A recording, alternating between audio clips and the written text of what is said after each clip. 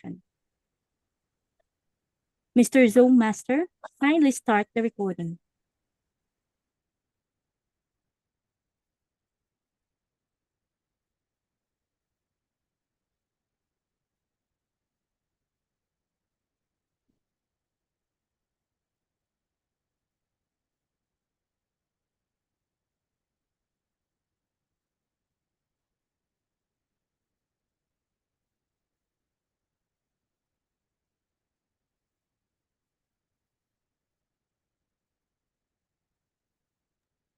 Welcome to Leadership Speaks, an advanced Toastmaster for leadership development. We are one of the top 5 clubs globally. I am Nellie, your surgeon at arms of the meeting. We provide a supportive and positive learning experience in which members are empowered to develop communication and leadership skills, resulting in greater self-confidence and personal growth. Leadership Speak is a premier club for experienced Toastmasters to become self-directed leaders. We are an advanced club, focused primarily on leadership development on everything we do. Our timer has a virtual hand raised so we all can immediately see who is keeping the time. Our Toastmaster of the day who will lead our meeting is Toastmaster Terrence. He is a business analyst with background spanning marketing operations and data analytics, currently serving in health tech sector. He works at the intersection of insights and impact, translating complex data into clear strategies that guide decision-making and business growth. With cross-industry experience, he brings both structure and adaptability to teams, while championing clarity, accountability, and informed actions. Whether through leading analytics initiatives or mentoring in volunteer spaces, he believes leadership is not a title. It's a responsibility we carry into our every interaction. And his takeaway for today's session is this: ethical leadership is about convenience. It isn't about convenience. It's about conviction. It's the discipline to uphold values, even when they're inconvenient. Because in the end, leadership is not defined by how far you go, but how you go about getting there. So let's all welcome our Toastmaster of the day, Toastmaster Terrence.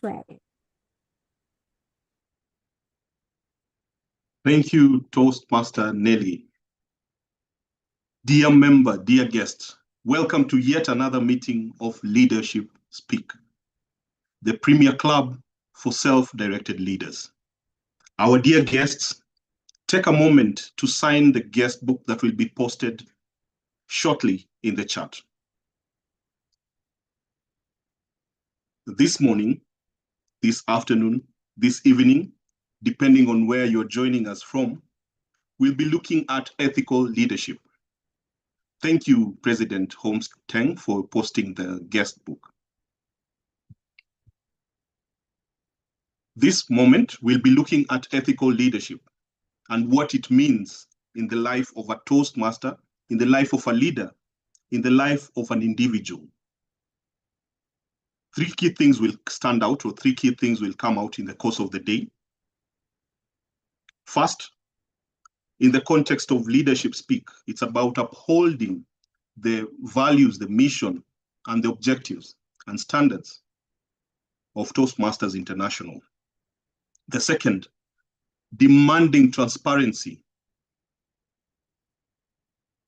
not having or not, no side shows, no side deals, no hidden motives, all our cards on the table. And the third is demonstrating integrity, respect, service, and excellence, the values that Toastmasters upholds in each and every engagement. And so as you prepare to be engaged in this meeting, I look forward to an awesome interaction and a deep dive into ethical leadership, so that at the end of this, you'll be able to become a better leader in terms of ethics in every decision you make, in every interaction you get into, in every role you intend to take up. As a team at Leadership Speak, ethics is the glue that gels us together. We conform to our standards, going above and beyond what a normal Toastmasters club would have, incorporating those values and upholding them in everything that we do, thus strengthening the bonds that are in our club and ensuring that we deliver high-class quality of leaders who are self-directed and ready to take on the world. In this sense, you will notice the systems. I would like you to look out for them and post them in the feedback form and in the guest book as you sign. Look out for those moments where you'll see integrity, where you'll see excellence, where you'll see ethics at work. Moments where the values of Toastmasters are upheld. Moments where transparency is being shown, where all the cards are laid on the table and you get to see what happens. And beyond that, you'll get to experience the level of service, excellence, integrity, respect that comes with being self-directed leaders. At this moment, I would like to invite the toast of the day. Zoom Master, please highlight the toast of the day, the speaker, Nellie Ayodo. Nellie Ayodo, how are you this fine afternoon in Nairobi? I'm very fine, thanks. Yes, it's a pleasure to see you here. And over to you. The virtual stage is yours. Thank you, Toastmaster.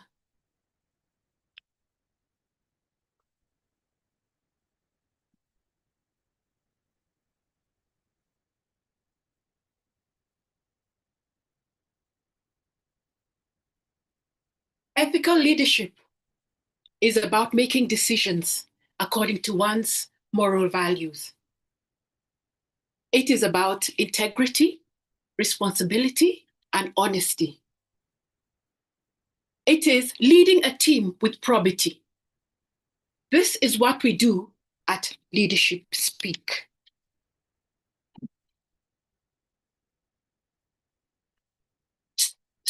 Porter Stewart once said that ethical leadership is knowing what to do and doing the right thing. A few years ago, I was privileged to be a lady captain at a prestigious golf club. While I was there, we had a major competition, and each lady had to invite a guest. One of the guests was unable to come. And they rang the golf administrator and told them that their guest was not able to come. The golf administrator, by mistake, there were two people with the same names. The golf administrator erroneously deleted the name of the wrong person. Come the day, the lady came in and her slot was not there. So we had to find a quick fix.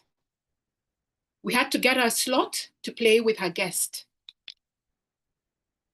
At the end of the golf session, we went to presentation.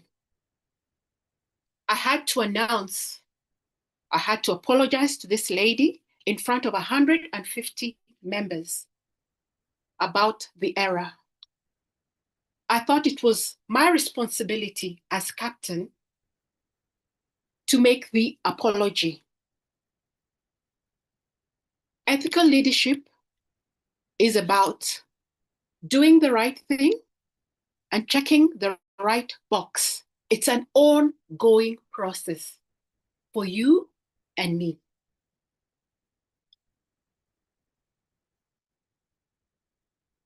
Ladies and gentlemen, please unmute your audios, raise your glasses,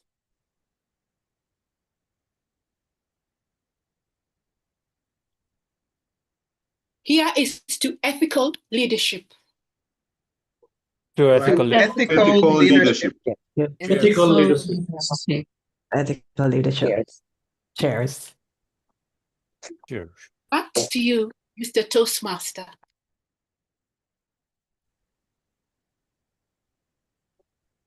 Thank you, Toastmaster Nellie Ayodo.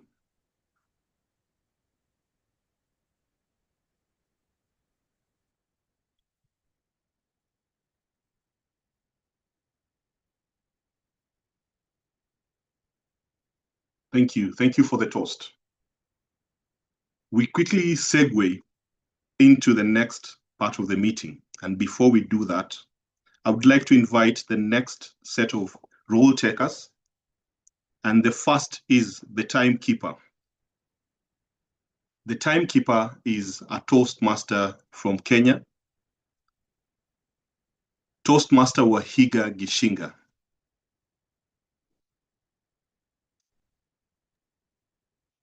Toastmaster Wahiga, please unmute yourself and tell us what your role entails. Good day, fellow Toastmasters and guests. I'm your timer for today's meeting. I will time each speaker according to the agenda and signal using virtual background colors. I will use green, yellow, and red. After each segment, I will post the timing results in the chat. Back to you, Mr. Toastmaster. Thank you, Toastmaster Wahiga.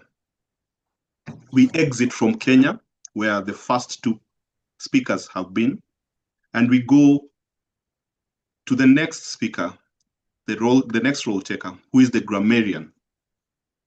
Toastmaster Aminata, please unmute yourself and tell us what your role entails. Thank you, Toastmaster of the Day, Terrence. I'm happy to serve today as your grammarian. My role stands on two strong legs. The first leg is about the way we use the English language. I will listen for those sentences, interesting expressions, and nice ways that speakers show their emotions or other nice terms. I will also note small mistakes in grammar or sentence structures, and I will share a few of them in my final report later on. It's not to criticize you, but just to help improve. The second leg is the word of the day. You can see it on my background. I will now introduce the word probity to you. It's spelled P-R-O-B-I-T-Y. It's a noun and means honesty, integrity, and strong moral values. Here are two short examples. She is known for her probity at work. Probity is important for every true leader. A similar word is integrity, and the opposite is corruption. Probity is not just about doing right. It's about being right, deep within. And without probity, leadership is performance. I'll invite you all to use the word probity as you go with your speeches today. And I wish us all a very nice session with probity. Back to you, Toastmaster of the Day. Thank you, distinguished Toastmaster Aminata Keita. Indeed, probity is important in this day and age. With that, Toastmasters and guests, especially our distinguished guests, please take a moment to fill in the guest book that will be posted again in the chat. We segue swiftly into the first segment, which is the leadership speech or the leadership speaker. Our leadership speaker this morning, this afternoon, or whatever time you're joining us from, is Toastmaster Nzinga Jasse. Please spotlight Toastmaster Nzinga Jasse for me.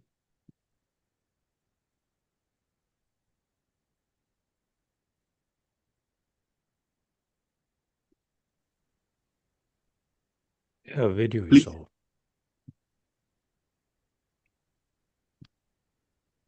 Her video is no, Tom. That's the reason. Okay. Toastmaster Nzinga, please turn on your video. And as she does that, I would like to invite her evaluator, distinguished Toastmaster Hannah Schmidt.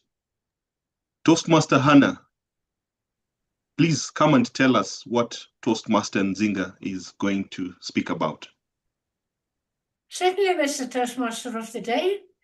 Nzinga is going to speak from Dynamic Leadership. Dynamic Leadership.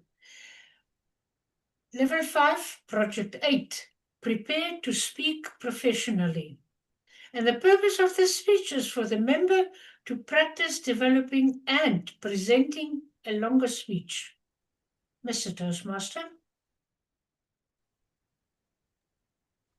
Thank you, Toastmaster Hannah Schmidt. Terrence, Nzinga is not in the room. She's got a problem with her connectivity, and she's not in the room now. So you can continue to the next speaker.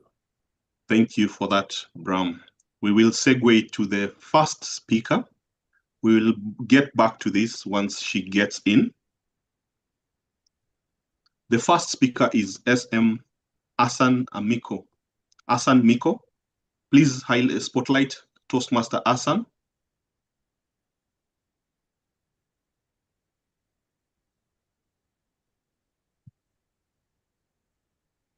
Toastmaster Ahsan, are you there?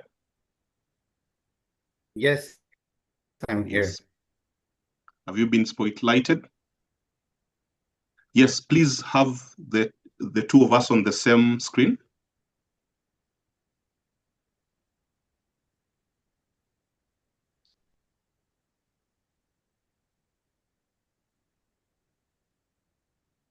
Okay, what I mean is spotlight both of us. Thank you. Thank you for that.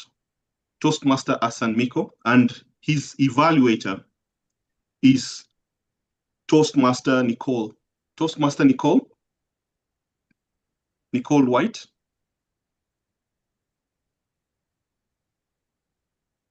Just give me. Yes.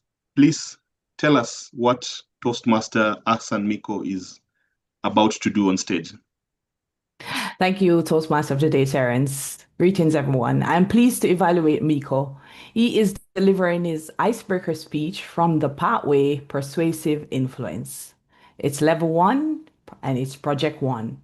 The purpose of this project is for Mico to introduce himself to the club and learn the basic structure of a public speech. I'm looking forward to his delivery. The speech length is 4 to 6 minutes.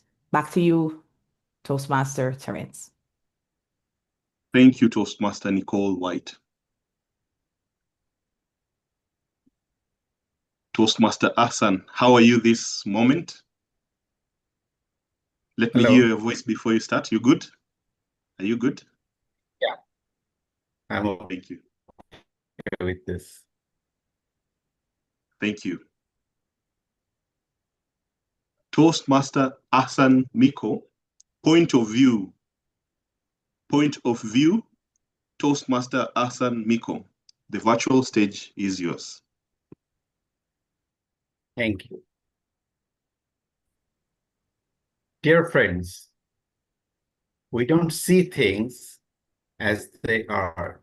We see them as we are. Mentioned by Anas Nin. So yesterday when I was driving my family to the resort that we just came back today, and I had the map open, but I also asked my wife, Toastmaster Kashfi, to have a look and also to see the point where we'll have to take a detour to reach the resort. So we think the Google map will guide us always because we haven't been there before. And right at the moment when we're supposed to take a turn, the map didn't update and we overshoot. With my family, with my mother-in-law in the car, and all of us. So suddenly, what I felt that, oh no, we are late. We are late just because I overshoot. I couldn't keep up with the map. What actually happened that the internet got slow on the outskirts of the city. Anyway, whenever something comes to us, like any topic, and we see, oh, there's a new thing, like there's a new president for United States. And at the same moment, our perception is, oh no, he's going to ruin everything. I'm taking my son there next month to start his journey in his art school in Boston. And whenever I mention anyone in my family or my friends, oh, I don't know if he's going to make it because, you know, the new president is very hard on you people. You are from the Asian countries and all of that. But what you have to do that you should not get into those noise and get on with your mission. That is what you're supposed to do. What are you here to do? Like I'm here embarking on my new pathway with our dear club leadership speak so that I can complete one pathway this year with this club. That is persuasive influence. And today I'm sharing my introduction with you all. As I'm an architect, I'm involved in designing buildings, mostly within our city and sometimes outside the capital, all over Bangladesh. Once I designed something outside of our country, but it didn't get built in Malaysia. So I'm more focusing on what I have on my plate. And that is work ethically with my team and with my clients. So my dear friends, when we work, when we commit to our family members or our parents or our children, we should always remember the core values of Toastmasters: integrity, respect, service, and excellence. Because it all depends on how we look at things, not how they are in themselves, as mentioned by Carl Jung. And I urge you to help me to complete this journey with you in this year so that I can complete another pathway with you. And that is what I'm trying to do. Thank you, my friends. And I give the virtual podium back to the Toastmaster of the day. Thank you.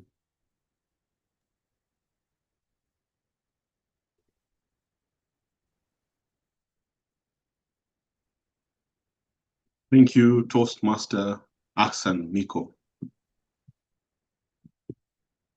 The leadership speaker is still out of the room, unless she has already joined. I believe we'll segue to the second speaker.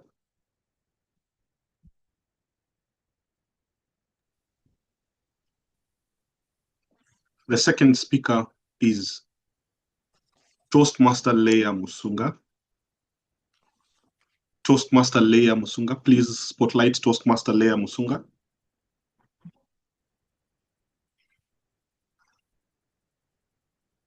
And you can remove Ahsan from the spotlight so that we have Leya, Toastmaster Leya, and her evaluator, distinguished Toastmaster Guerdah Felix. Guerdah Felix. Toastmaster Guerdah, over to you. Thank you, Toastmaster of the Day, fellow Toastmasters, and welcome guests. Leya is working on the path of motivational strategies, and the project is Understanding Vocal Variety. And today, I will be listening to how Leya uses her voice. Is that it? No. Of course, I will be listening to pitch, voice quality, timing and rate, and vocal variety.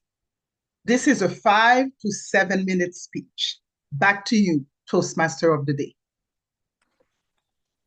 Thank you, distinguished Toastmaster Guerdah Felix. Toastmaster Leya, how are you? I am all right. Are you ready? Yes. Awesome. The title of her speech is The Choice of an Open Heart. The Choice of an Open Heart, Toastmaster Leya Musunga. Toastmaster Leya Musunga, The Choice of an Open Heart. The virtual floor is yours.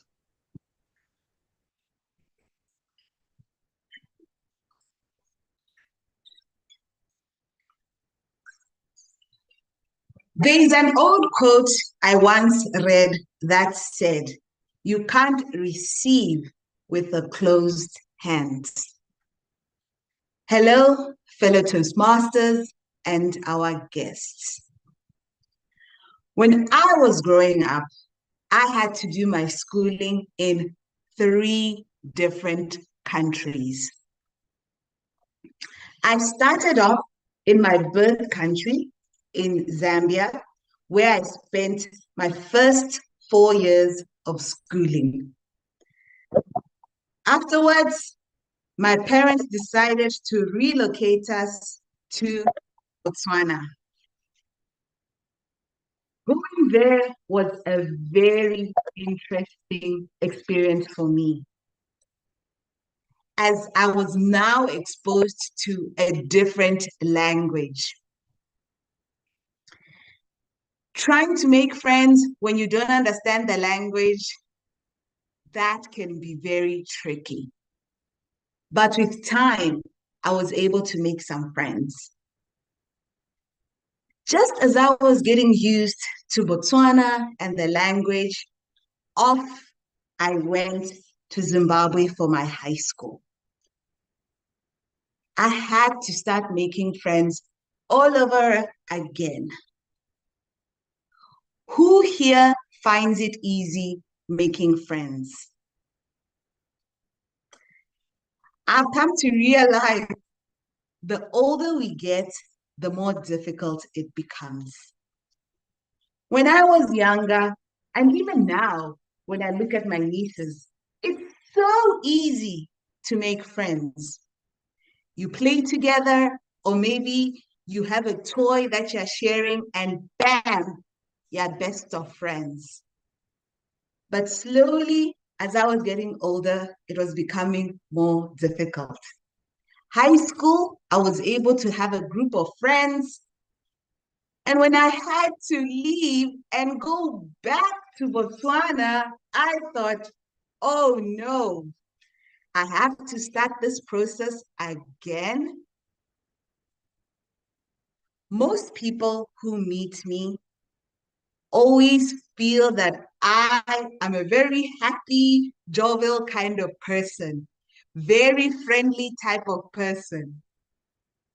Sometimes I personally think that I am an introvert, and making friends is lots of work for me. So when I had to start my varsity years in Botswana, I wasn't interested in making any new connections. those first 2 years of my varsity life, I was lonely. I barely spoke to my classmates.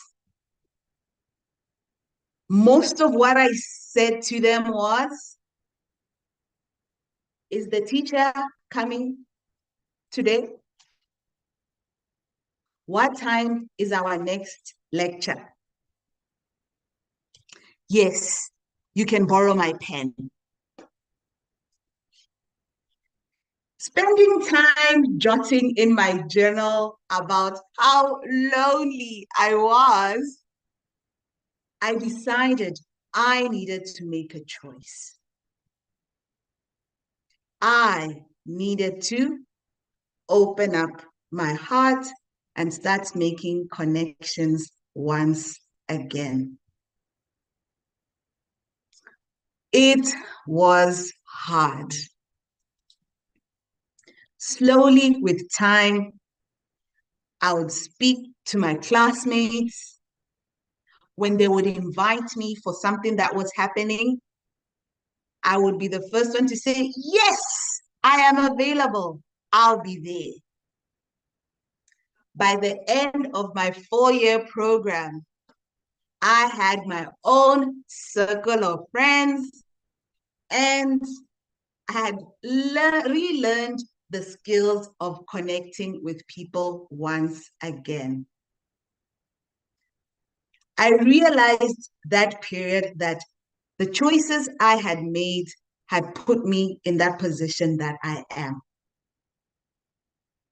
And with the skills I had relearned, I continued connecting with people. So even when I started working, I made sure I always had a big smile on my face and I would talk to my fellow workmates. Even when I had to change jobs, always had a big smile on my face and always talked to my fellow workmates. I have been able to make such connections with them that even when people change jobs and we're no longer working together, we are still friends. Most people who know me know that I love to read. So when I even started my first book club, guess who the first members were? Yes, my workmates, both current and those who had left. That's the level of connections I had met with the people around me. But I must confess, not all of them have turned out positive. And that is bound to happen.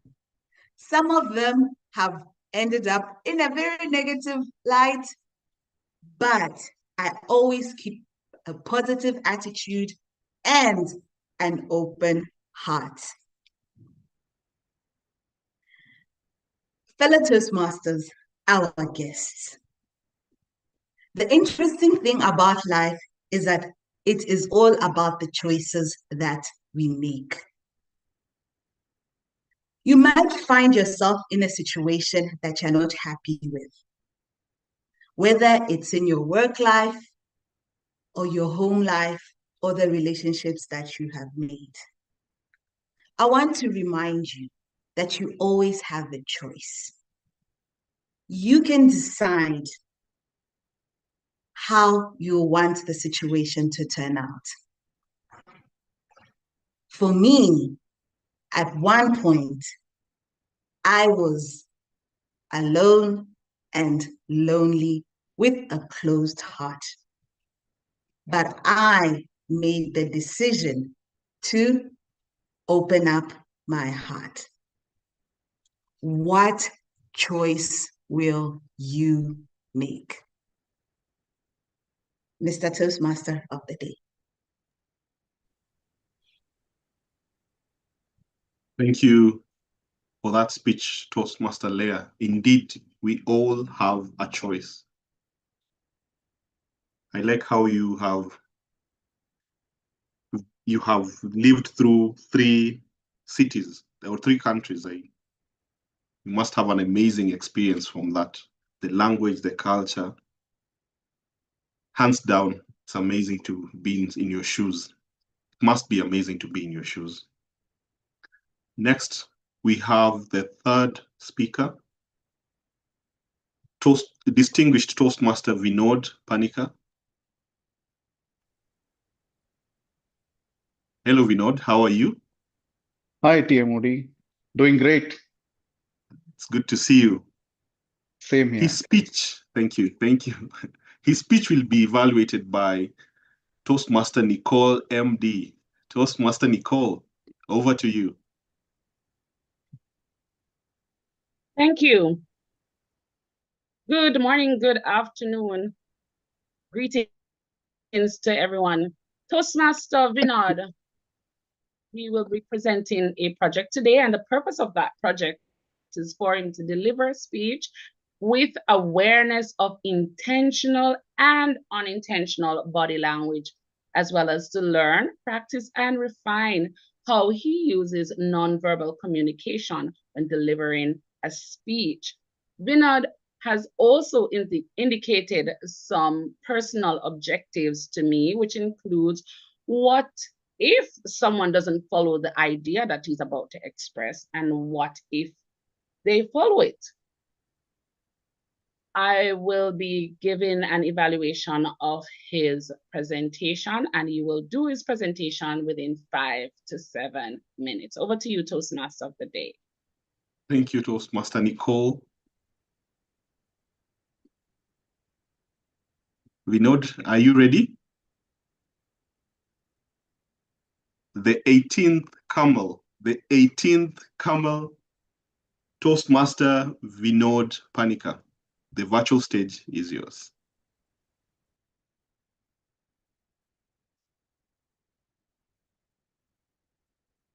Once upon a time, far somewhere in the Middle East, there was an old man. He decided that he would like to travel the world. He took his belongings and called his 3 sons and said, "Sons, I am going to travel the world, and I am going to divide the wealth among 3 of you. I have 17 camels. The first son gets half of it. The second son gets a third, and the third gets 9th. Enjoy your life." And the father moves. Now, all the 3 sons look at each other. 17 camels. 17 is not divisible by 2. 17 is not divisible by 3. Nor 17 is divisible by 9. What to do now? All the 3 sons kept discussing. How can he do that? What should we do? Should we do this? Should we do that? Then they thought, we have an amazing old lady, a wise old woman. Everybody in the village used to go for help. The 3 sons go to this wise old lady and they narrate that story. This is what has happened. The wise old lady listens to all 3 of them and says, "Son, I don't have a solution to your problem, but I have an extra camel. You can take this camel and hope it would solve the problem." The 3 sons took the camel. Now, the first son, 18 divided by 2, he gets 9 camels. The second son, 18 divided by 3, gets 6 camels. The third son, 18 divided by 9, gets 2 camels. Now, 9 plus 6 plus 2 is 17. They had an extra camel. So they gave that camel back to the old lady, and the problem was solved. Many times in our life, we are in that type of situation where we cannot solve problem on our own and we need help. This story was told by one of our professors during a negotiation class in my MBA. And this is referred to William Ury. I believe he is the author of some book from which our professor had taken this story. But when I heard this story, I didn't get the message of negotiation. I was thinking, what if the three sons had not gone and asked for help?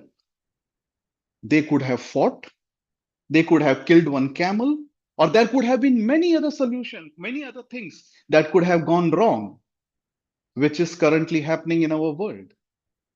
Think about it.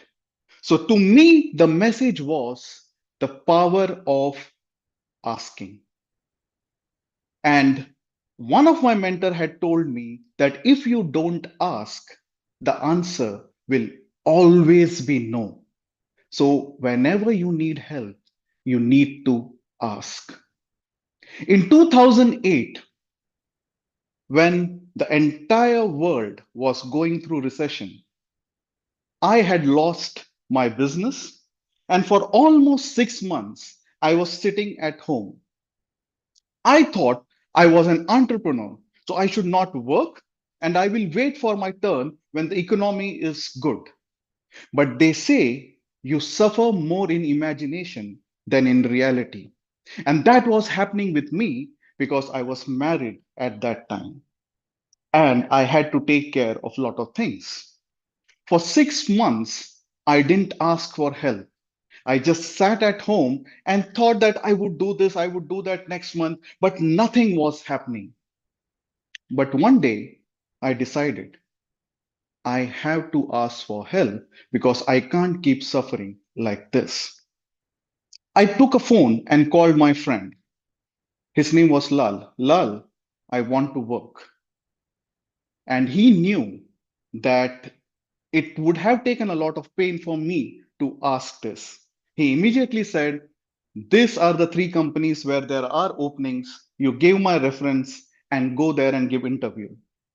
I got the job and the story continued happily after. But again, it was only because I decided that that situation was not in my control and I needed help. And when I called for help, I got the help. Similar thing I can say for most of the Toastmasters in leadership speak. In our Toastmasters journey, there would be a time when you feel there is a ceiling and you are not able to grow beyond that.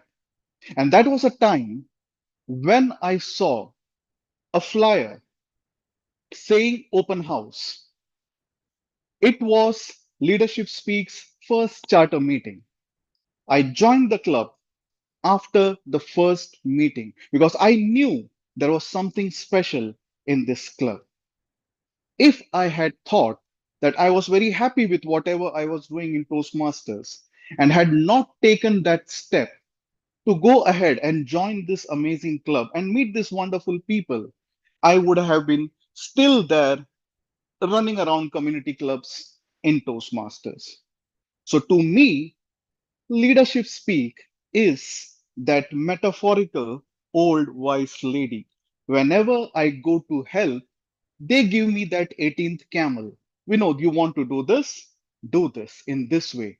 Come on Tuesdays, we will give you a round robin evaluation. Come on Thursdays, when you want to practice, we will do that. In your real life, think about a situation where you are stuck and you are reluctant to ask for help. Whatever that situation would be, today, decide to find that old wise lady. Maybe you will get your 18th camel today. Back to you, Toastmaster of the day.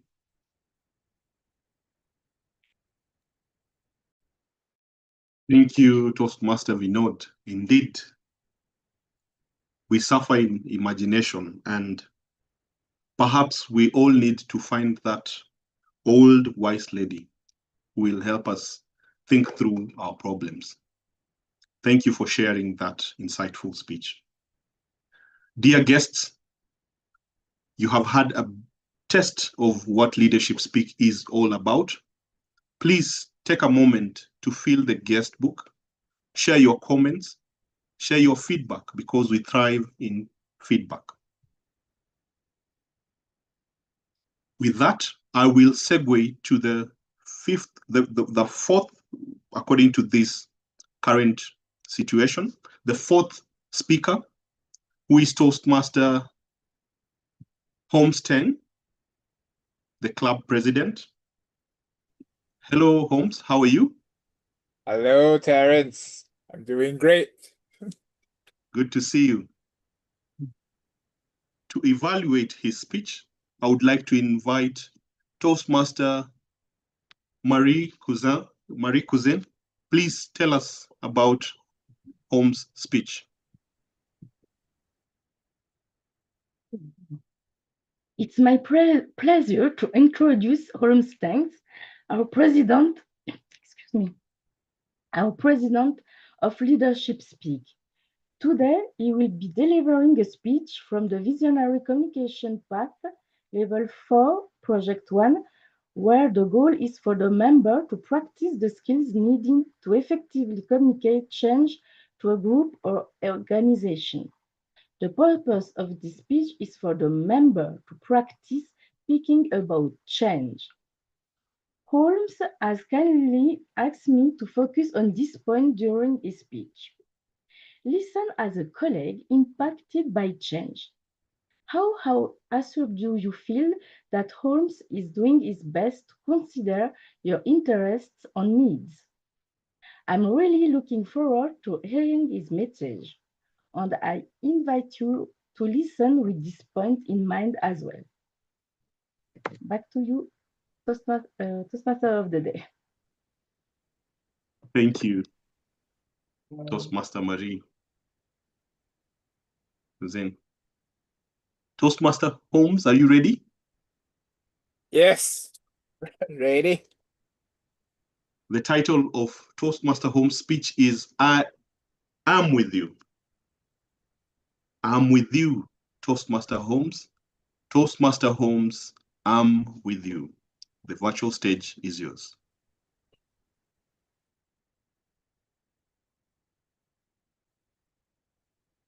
Felix, you would have heard by now that our key customer filing system, where we keep all the important documents of our customers, is going through a system change. As part of this change, you will also be aware that there will be a period whereby the system will not be available. After the system available, there will also be some work that is needed from you so that we can get all the operations up to speed and back to normal. Here, I want to spend a bit of time to talk about 3 of your concerns that you have feedback to me as a project manager managing this change. Firstly, many of you have given me feedback that you are concerned that on an ongoing basis, your operations do require you to refer to the customer files. This is especially important for our high-value clients. And from time to time, not just your operational needs, our senior management may also ask, can I see some of these contracts and files that the customer has signed so we can review what we want to do for this customer, how we can retain the relationship with this customer. I acknowledge that there will be inconvenience as caused in this time. Some of the workaround I can suggest are, firstly, the system will not be available for about 1 to 2 weeks, but you will be informed of the specific 1 to 2 weeks at least 2 weeks in advance. What I suggest is that before we reach the month of September, do planning within your team and across teams where you collaborate for documentations. Identify which are our clients that are most urgent and critical to serve. For those specific groups, if they are in small amounts, please download the files from the system. If it is one person that's using it, you can download it and keep it in your local drive for the time being. If you need to share it between groups, I suggest you can use our company shared drive, create a folder, and share it with the essential team. In this case, at least for the high-value clients that our senior management in your team needs to actively look for, those files will be available. But if the amount exceeds what you can reasonably download by yourself, reach out to me, my team. My team will find how we can support you. Secondly, I'm aware some of our operations require very timely filing. You onboard a customer, the contract needs to be filed so that the post-sales team is able to refer and identify if there are any unique needs in case right at the very start of the relationship, the client starts asking for things that appear to be out of scope or beyond the service that we usually provide. In those cases, what I suggest is that the teams that are doing the onboarding and the teams that are doing the post-sales similarly can have a temporary shared drive. This is a temporary one for approximately the 2 weeks to a month period where there will be some time where you are not able to file the new contracts, the new documents into the system.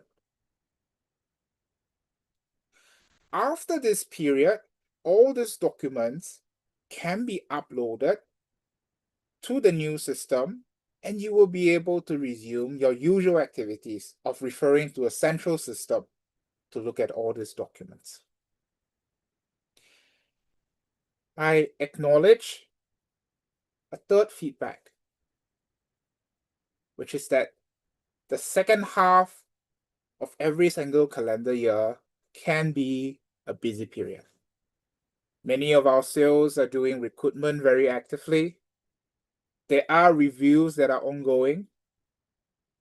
And I'm also aware that there are other system changes that we are also rolling out. Why this time is a concern.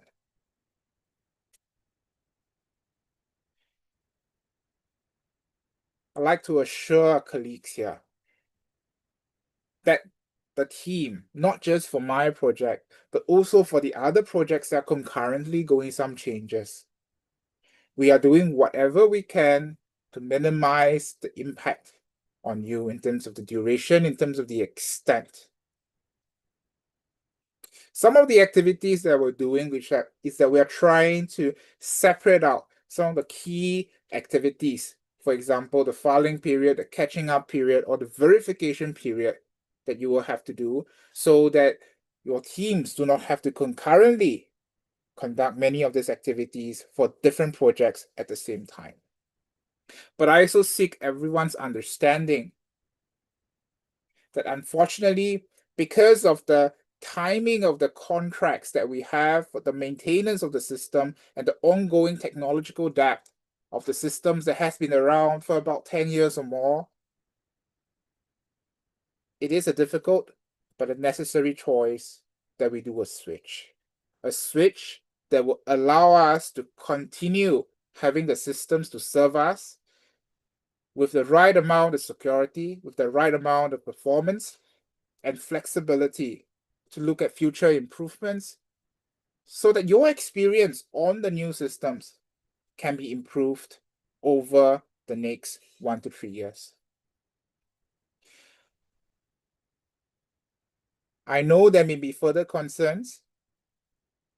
As a project manager, I'm here, and my colleagues in the project team will be here. We will be here to support you. I'm here, my team is here. Do reach out to us if at any point in time you need further support. Thank you so much, my colleagues. back to Toastmaster of the day. Thank you, Toastmaster Holmes. Teng. Indeed, when working on change management or systems change, those are some of the ways, or those are some of the approaches you can use, and feedback from the team is quite important. Thank you for sharing that with us. At this point, I would like to invite the timekeeper, the timer, to share the timing on the chat, because I can't see Toastmaster Nzinga. Please, timekeeper, please share the timings on the chat. And I will also call upon the Zoom master to launch the polls for the best effort speaker.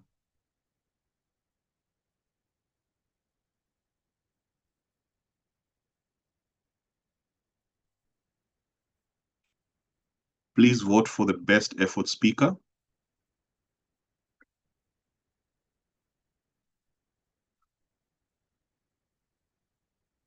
As that continues or that is happening, we segue into the second or the second segment of this meeting, which is evaluations.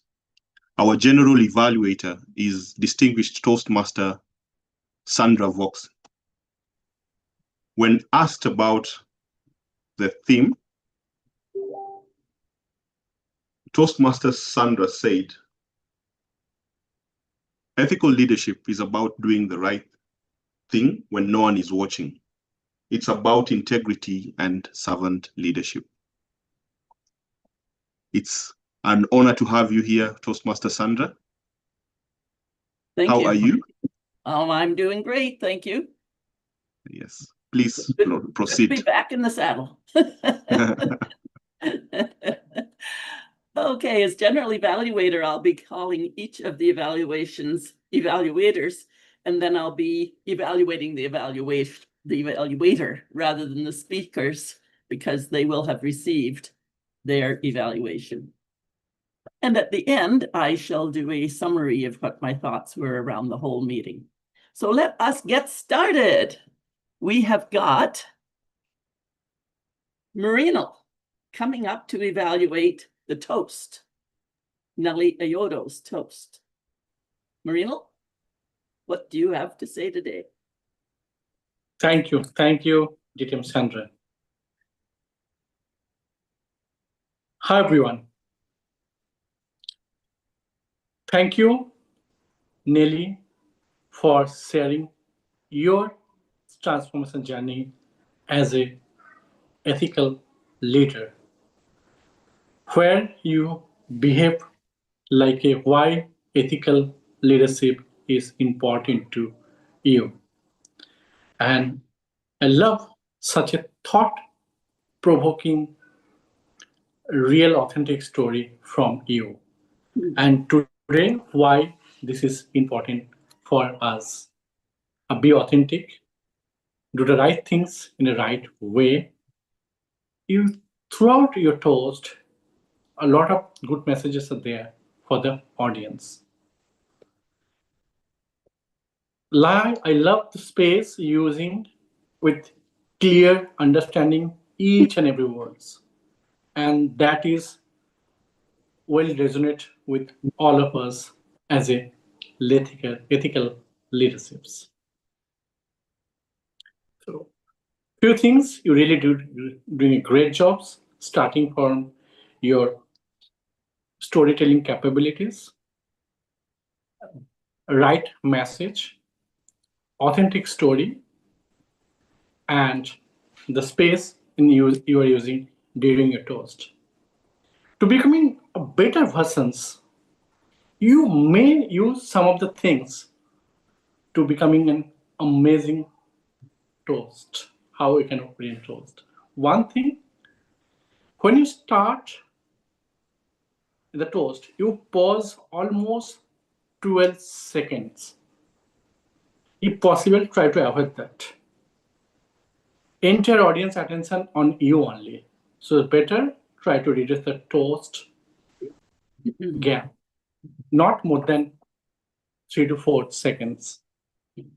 Second thing, throughout your toast, when you're presenting your toast, you are looking somewhere else. This looks like you are reading from somewhere else. That's why actually audience connection was missing. So try to connect with your screen so we can directly connect with the audience, eye-to-eye contact, which is very much important. Otherwise, overall, your toast is amazing. You did a great job. Thank you so much for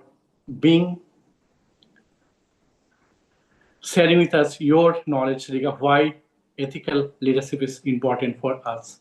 Thank you so much. Over to you, Sandra. Thank you, Mrinal. I always know that you're going to be paying very close attention and giving useful feedback, and in a kind fashion, which are all the important things. Now, just for your own evaluation wording, I noticed that the timing, the red came on and you were just nicely getting into the recommendations. So either the timer brought the red on too soon, or you started your recommendations a little bit too late. And I'm not sure which one happened first. I also forgot to introduce you that you had the same introduction as I had, that ethical leadership is doing the right thing even when no one is watching. But I've been watching. And I think if you listen to your replay, you're going to find that if you were to change your pace, you had a lot of very slow, thoughtful space that wasn't really needed, because I know you could put that sentence together and get the whole thing moving along beautifully. It would have given you the time you needed. So thank you again, Mrinal, for always being so conscientious. And let us move on here next to Paramjit evaluating Terrence as the Toastmaster of the day. Paramjit has been a Toastmaster for 5 years, area and division champion in international humorous speech competitions, and I know he excels in leading by doing with servant leadership. Welcome, Paramjit. Thank you very much, General Sandra. Terrence. Well, we need Paramjit on Zoom. I'll here. do it. That's okay. Okay, thanks. Thank you very much, DTM Sandra, our General Evaluator. Terrence, first of all, I'd like to congratulate you for something done very well. You did really very well, and you're well prepared and presented with enthusiasm, and you've built the foundation by declaring that ethical leadership is to uphold the values of Toastmasters. I think that is all concerned to us, and we must uphold the values. You really have, I think it's wired us again in our memories that this is what we have to do as a Toastmaster. Now, as for the Toastmaster of the day, it's not just coming and starting the meeting. So I will be evaluating on 2 parts. One is what is done before the meeting. And that's what we do in Leadership Speak, and that you did very well by starting a group around in 9th of July, almost 10 days before the meeting, and flyers and everything was also ready about last Wednesday, and almost all the roles were 100% filled. This is something very good, and you achieved it very well. Now, what is to be done during the meeting? You did very well. There was disruption. The first thing which I like was your calm composure. The way you came to know that Nzinga is not there, our LS education speaker. You just was so calm and composed and just followed and worked, even when the Zoom was not doing a job which was really required to master. Of course, there was a runner was not available. So even then, you're calm, composed. You have a very good patience. I think that's wonderful. I like that. And you have smooth transitions between the speakers. Now, what could you do better?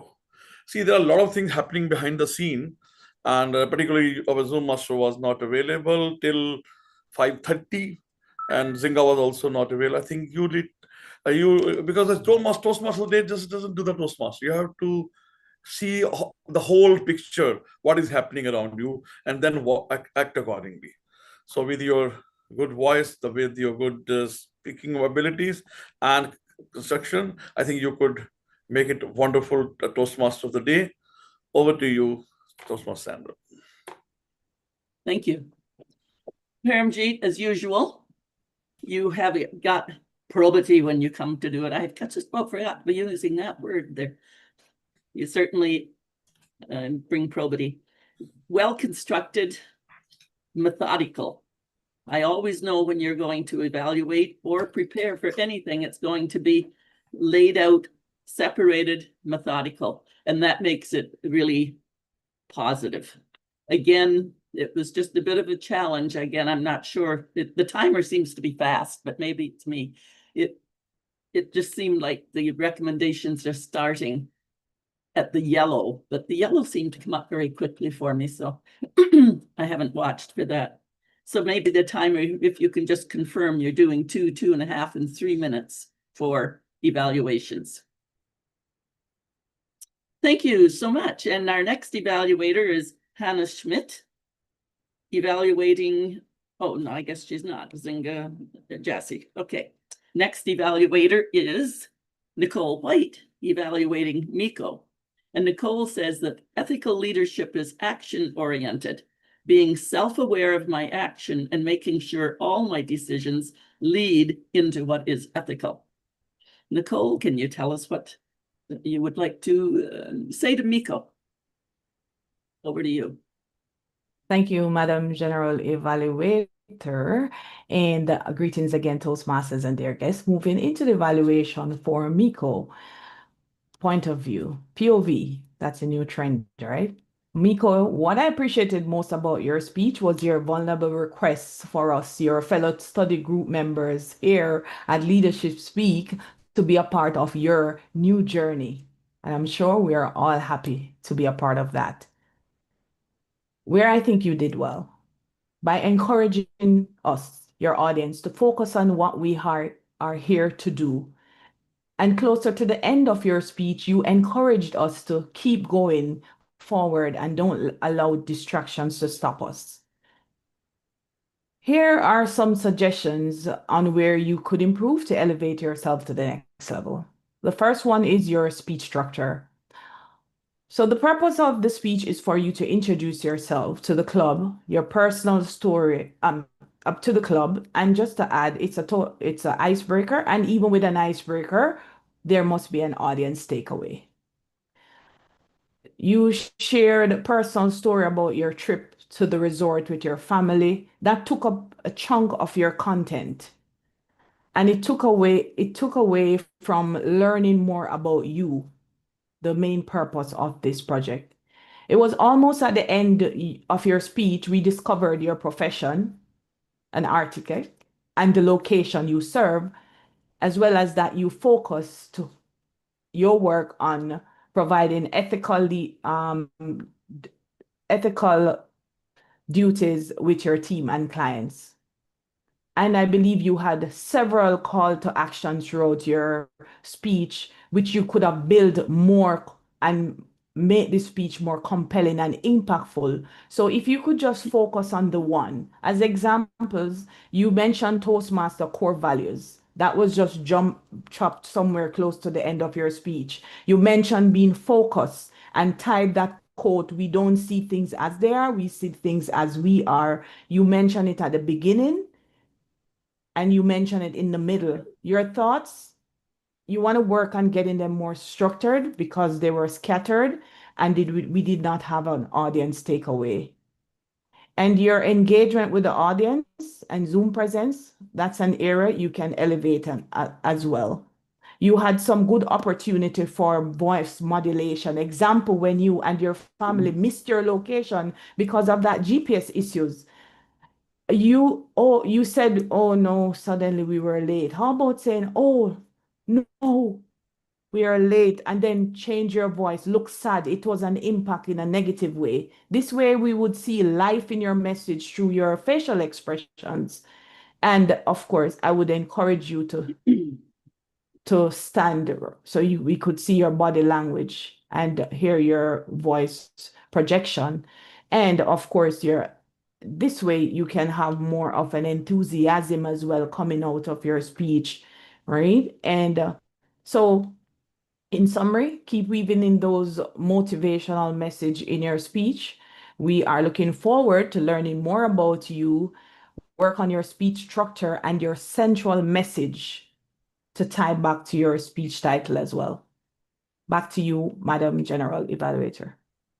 Thank you so much, Nicole. Another wonderful evaluation, covered off a lot of recommendations. Now, what I noticed for you as evaluator, I think I got everybody anxious here because that felt like the timing was better. You had a lot more time before the green came on, and that was good. But in that, with the previous two evaluators being caught short, you were rushing. So I would just invite you, no matter what happens, just breathe first and settle yourself down. I like the way that you had Mico with his new journey encouraging us and you encouraging, or him encouraging us while you were encouraging him. That was beautiful. The takeaways were very useful. Just breathe, relax, and enjoy. Thank you so much. Our next evaluator is Guerdah, Felix. She's evaluating Leya Musunga. And she says that ethical leadership is the glue. I like the glue. Without it, there is no trust, group morale will be low, and integrity will be lacking. I guess we wouldn't be in Probity. Guerdah, your evaluation, please, of Leya Musunga. Thank you, General Evaluator.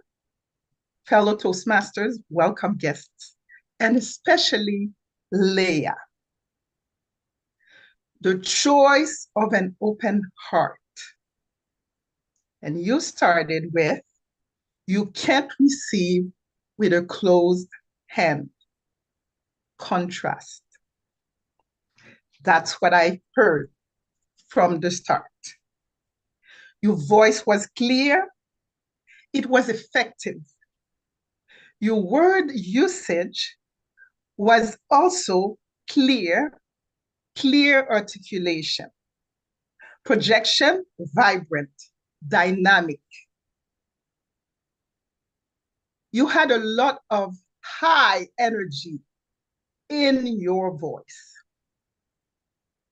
Contrast. For me, that was missing a bit in your pitch.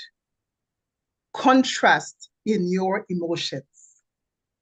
And here are my observations and recommendations. When you said, when I had to leave and go back to Botswana, I thought, do I have to do this again? There needed to be some contrast. When I had to leave and go back to Botswana, I thought, do I have to do this again? You could have slowed your pitch at the moment to create some contrast in your emotions. Second, how lonely I was. Again, the pitch was high. It did not match the emotion of being lonely, of being sad. Contrast. Even when I had to change job, very happy. I felt that throughout your speech, your voice was beautiful. Your voice was energetic. The contrast is what was missing in your pitch. In summary, what I liked, what I find was effective, clear voice, enthusiastic, great articulation. Work on your contrast in terms of your vocal variety, because your pitch needs to be more varied. But what I like the best, it's at the end, you said, I made a decision to open my heart, which brought it to your title. And you ended with a question, slow pace. What choice can you make? General Evaluator. Wow. Thank you, Guerdah. I'm going to call you the bullet point queen. This evaluation was just like a mini speech, the way it should be, in my opinion, because everything we do is a mini structured speech. It was uplifting, had me chuckling, and that could become a speech for you in the future. That's how much fun it was, the variety, the contrast, the clear, the vibrant, making me smile, and giving so many really wonderful illustrations. So even in the illustration, you're raising your voice, you're lowering your voice, you're bringing the joy, you're bringing the sadness. Absolutely clear. That's going to be an evaluation to watch in the replay for Leya to move forward. Thank you. Next, we have Nicole Miller-Douglas evaluating Vinod Panicker. Nicole says that ethical leadership helps encourage open communication, prevents misconduct, no misconduct coming up, promotes transparency and a level playing field for all within any organization, including Toastmasters. Nicole, your thoughts on Vinod's speech, please. Thank you, Vinod, for this opportunity to evaluate your speech. The 18th Camel. You excelled at storytelling. I really like this story, and I believe it will stick with me for a very long time. I might have to use it also in my personal space. I also think you excelled at the use of a metaphor, whereby leadership speak is compared to the wise old lady in the story. I like the fact that you intertwined it with your own personal story, to say you didn't like asking for help and you sat down for 6 months without seeking help. But then you took action. You went to a friend and you asked. And this would bring me to where I think your speech could be elevated. Your action was to ask, but some persons might be an introvert or reserved just like you and still would not be motivated to ask. What can they do? What other actions can persons use to bring them to the point where they can break that glass ceiling that you spoke about? Persons can also research, do their own experiment, observe, conduct interviews in order to solve the problem that they're experiencing. Thank God for you. You were brave enough to move outside of not asking to asking. Also, I liked when you indicated that you saw a flyer. It wasn't because you asked someone, but because you put yourself out there to begin exploring that you discovered. So some persons might find the solution to their problem or situation just because they decided to step out and explore the world around them. In conclusion, your message to the audience was seek help until you arrive at the destination to help you break that invisible ceiling that prevents some persons from self-actualizing. Thank you again for sharing with us and giving such an inspirational speech and excelling at storytelling. Over to you, Madam General Evaluator.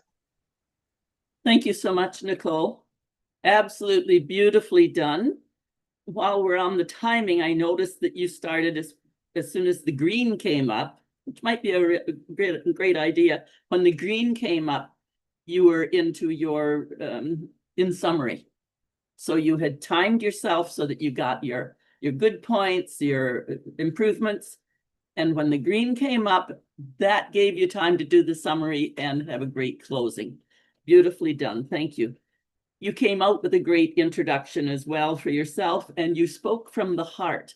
Once again, I was pulled in beyond just the evaluation. I was listening for the evaluation, but beyond that, you were matching Vinod with your own storytelling style. And we can do that in evaluation. We can be encouraging and uplifting. I like that you nailed the elevation, what he could do to improve, because Vinod's a tough one to evaluate. He's been on this speaker contest role, and being able to bring how you could elevate it even more was critically and well done. Thank you for that. Our fourth evaluator in evaluating Holmes, Teng, is Marie Cousin. Marie says the choices leaders make ripple far beyond their immediate sphere, shaping the kind of society we leave for future generations. Marie, could you please give us your take on Holmes' speech? Thank you.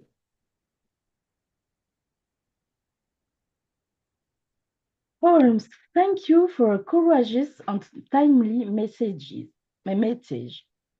Your theme of navigating change with alacrity was both relevant and deeply personal. From the very first sentence, I could tell you cared not just about what was changing, but about how we, our colleagues, would experience it.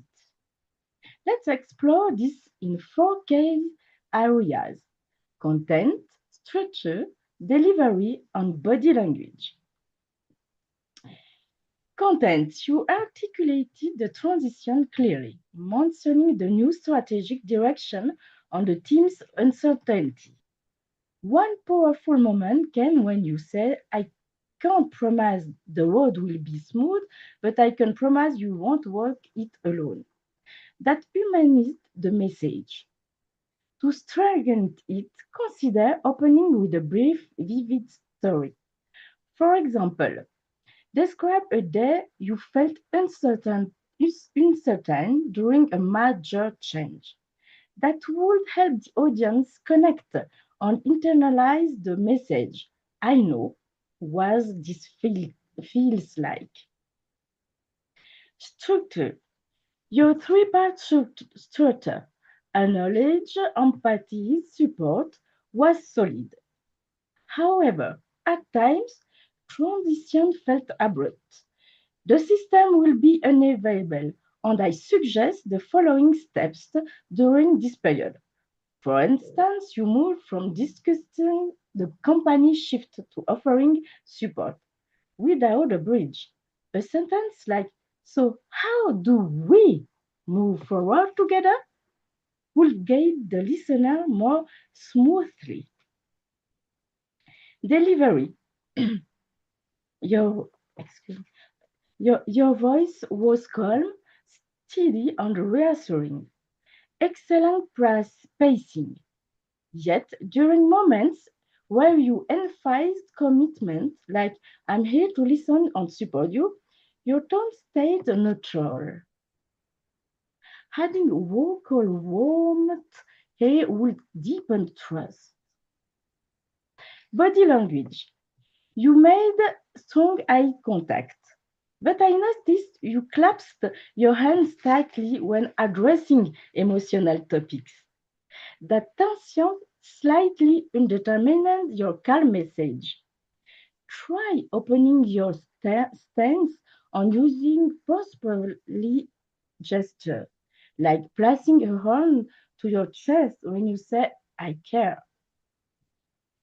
In summary, Holmes, you offered sincerity on leadership. With minor refinements, more narrative connection, not just a structured and technical overview, but how you intend to handle it, smoother transition and embodied expression, you can elevate your message from reassuring to transformative. Improve recommendation, open with a relatable story to immediately connect. Use intentional pauses and bridge to smooth transition. Warm your tones and supportive lines, redirecting nervous energy into gesture that reflect emotion. Thank you, Holmes, for leaning with empathy. Your message wasn't just heard, it was felt. Back to you, General Evaluator. Thank you so much, Marie. Okay, your pace was excellent because I know over the time we've worked together, your words were hard for us to sometimes catch. So your pace is beautiful, and I was able to catch most of your words, most of them. I missed a little bit here and there. You're always conversational, and we know that you care. I would have you listen to the replay to listen to your repetitive rhythm and your repetitive tone, just so that you can vary that variety. And I know that you use the bullet points, but I believe you used 5 bullet points, and in a 3-minute evaluation, that's really stretching it. I would suggest you narrow it down, because your in summary started almost when the red came on. So I don't know how much overtime you are, but in summary at the red is not okay. You have to back that up and maybe cut down to 3 bullet points. But overall, you always care, and you always pay attention, and you always bring some wonderful recommendations. And the recommendations, lovingly given, are where we get to grow. Thank you so much. Okay, I do believe we are now ready for the timer to list the evaluation times in. Put that report in the chat, please. And while that's going up, I'm going to ask the grammarian to please come in and make your report. Thank you, General Evaluator. As your grammarian today, I joined the session full of probity, committed to listen with fairness and care. Let's begin with some highlights. I liked Leya Nzinga when she used her vocal variety. That's very important, delivering a message, as when she called to action, we really felt called. And Vinod also used the storytelling, which is a beautiful technique for emotional call in leadership. Congratulations. On the grammar side, just a few light observations. Phrases like, that is tricky, might sound better as that can be challenging, because tricky is a bit familiar. One speaker said, I realized that period that. I suggest, I realized at that moment that. I think that formulation is clearer and more polished. Now let's talk about probity, our word of the day.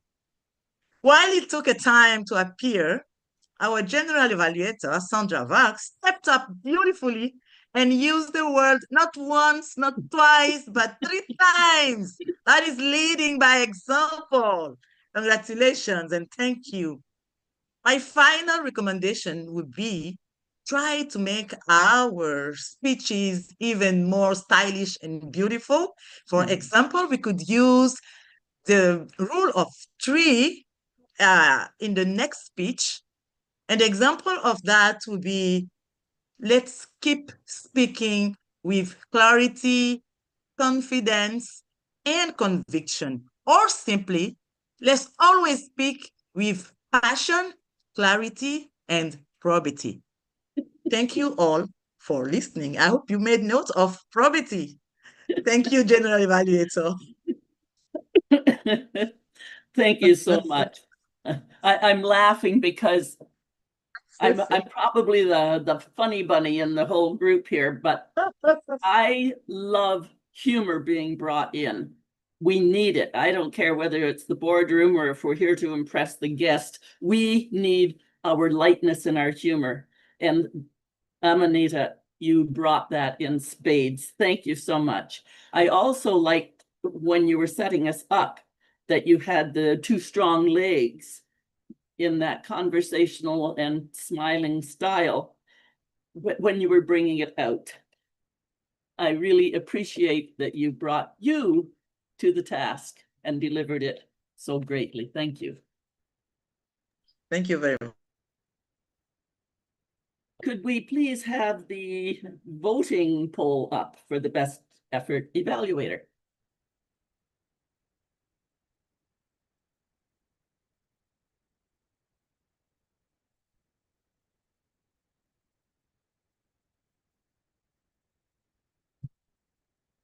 Ah, there we go.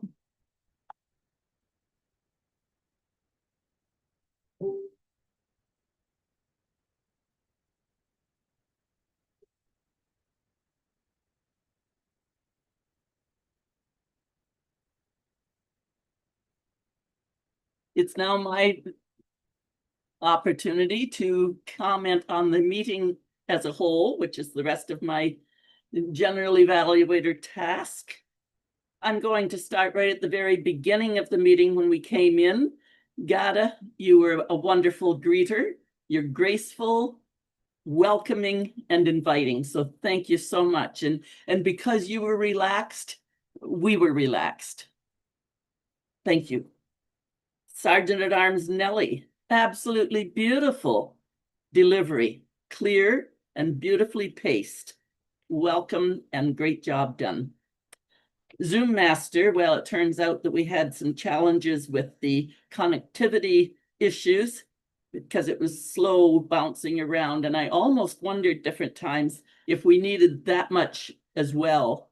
When a speaker is introduced, you would do the objectives first. You just need that person. And as that person is leaving, the speaker is coming in. It leaves the Zoom Master with not needing 10 fingers instead of 3.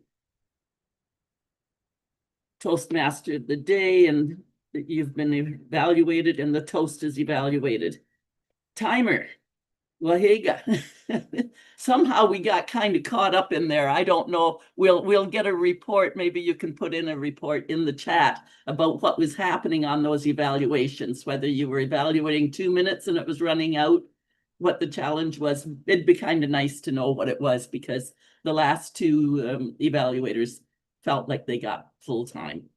But thank you for it. It's a tough job. Everybody would think, oh, timing can't be anything, but I've done it. I know it's a tough job to be able to watch it all. So thank you so much.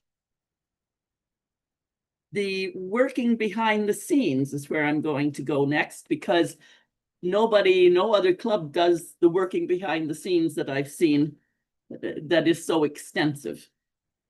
And it's always timely. So we are encouraged to start a couple weeks before the meeting. However, that also requires a gentle hand, is what I'm going to suggest. We have to beware of micromanaging because we've got so many groups going in Leadership Speak now that you're not sure what's that group to look in, and then it's spewing through. Some wise guidance balanced out with encouragement. I was going to look it up. I think that's the golden glove. The gentle guidance balanced out so that people don't get anxious and nervous and say, oh, I don't know if I can get these things all the right way. We want you to be relaxed and competent, both. The Toastmaster of the day, in behind the scenes, the meeting itself was set up beautifully. When we come to this isn't about the Toastmaster of the day. To me, this is part of the meeting. Again, when we are ready to introduce, we want the evaluator to come up first, say their bit, then the speaker to be on, but I would really like, it's a pet peeve of mine, let's smarten up and get some really good introductions going. An introduction that supports the speech and is given just immediately before the speaker starts to speak. I don't know about this interruption, you know, like and they come with the evaluator comes in, oh, how are you doing today? To me, that breaks it up, takes it away from the meeting. And then we get the speaker, oh, are you ready? Well, of course they're ready. Let's move into the speech. And let's move in with a really great introduction that is prepared and set out so that the introducer, in this case, the Toastmaster of the day, knows exactly how it's going to be delivered. Because it can be written with capital letters, it can be put with pauses. When I've done them, I've even put ha, ha, ha. Make sure you say this, so that when they're going through, if I want a little laugh, they'll actually say and carry on. It's very directive. And that helps on the outside world as well. So my big thing is really around these introductions that we can really do great work with. I've given them out when I've been out speaking, whether it was to Rotary, Kiwanis, or professionally, wherever. I go with that and I say, oh, and deliver this the way it's written. So they'll read through it. And when they're actually doing it, they'll say, ha, ha, ha, it says it here. Well, by that time, the audience is lightened up. And the introducer, the MC for the meeting, is also relaxed because they know exactly what's going to be happening. Overall, as always, an excellent meeting. We had no leadership speaker today, and we just carried on, and we'll hear that one another time. Thank you so much. Back to Terrence, Toastmaster of the Day. Thank you, everyone.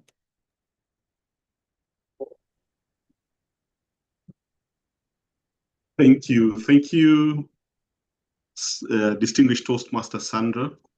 Indeed, I enjoyed your evaluation, and I look forward to the improvements and the feedback being applied as recommended. At this point, I would make an announcement in terms of the leadership speaker or the keynote speaker. We have the privilege of hearing from a keynote speaker before we proceed. And the keynote speech will be delivered by distinguished Toastmaster Tony Rashid. Toastmaster Tony we are honored to have Toastmaster Tony as our keynote speaker today. And Tony is the former district governor of District 86, currently serving as our president, our club parliamentarian. Beyond that, he works professionally as a lawyer. Today, he will be sharing insights on ethical leadership. Toastmaster Tony, over to you. Okay, thank you very much, Toastmaster of the Day. Can you see my PowerPoint?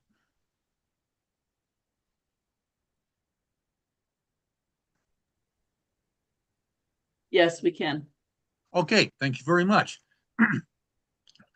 Fellow Toastmasters and most welcome guests, I submit to you that ethics is part of self-driven leadership.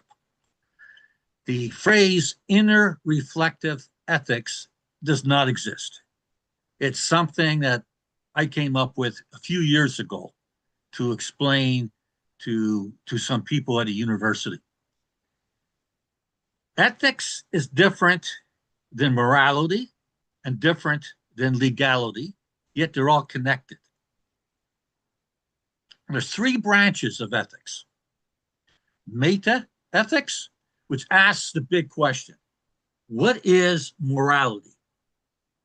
Then there's normative ethics, is what we ought to do. And normative ethics is actually a central theme of common law. Is that it is prescriptive. It guides us in our future behaviors. And then there's applied ethics, where It's what we should do. Someone is telling us what we should do. So we're not telling ourselves, someone is telling us. Maybe it's good, maybe it's not good. Now, reflective ethics. So reflective is something that we think about. And I'm going to talk about a news report I heard on the radio 50 years ago that really got to me. Toronto, in Canada, has some of the busiest highways in the world. And about almost 50 years ago, I was driving, listening to the radio, and I heard a news report that obviously I've never forgotten. It was an astonishing report. It was a report about a car, a small car, that stalled on the slow lane of the highway, the left lane of the highway, and stopped on the lane in the highway just ahead of an overpass bridge. And behind it came a transport truck. And as traffic behind that stalled car shifted, to the left lane to pass the stalled car, the truck driver had no time to react. Instead of plowing his truck into that car that was in the lane ahead of him, he drove to the right on the shoulder of the road into the abutment of the bridge and killed himself. He sacrificed his life so that he would not hit that car that had people in it. He did not know how many people. He assumed there was people. But consider, as he had, split second? And he made that decision in a split second. Now, this photograph is not the photograph. It's something I found on the internet that is similar. And yet that story created an image in me that reflected upon my values. Would I do that if I was that truck driver? Would you do that? And this is something that we really don't know until it happens. And we pray that that particular thing never has to happen to us. But other things do happen to us where we have to make immediate decisions. It could be life and death. It could be right and wrong. It could be something that has serious consequences and serious, very positive benefits.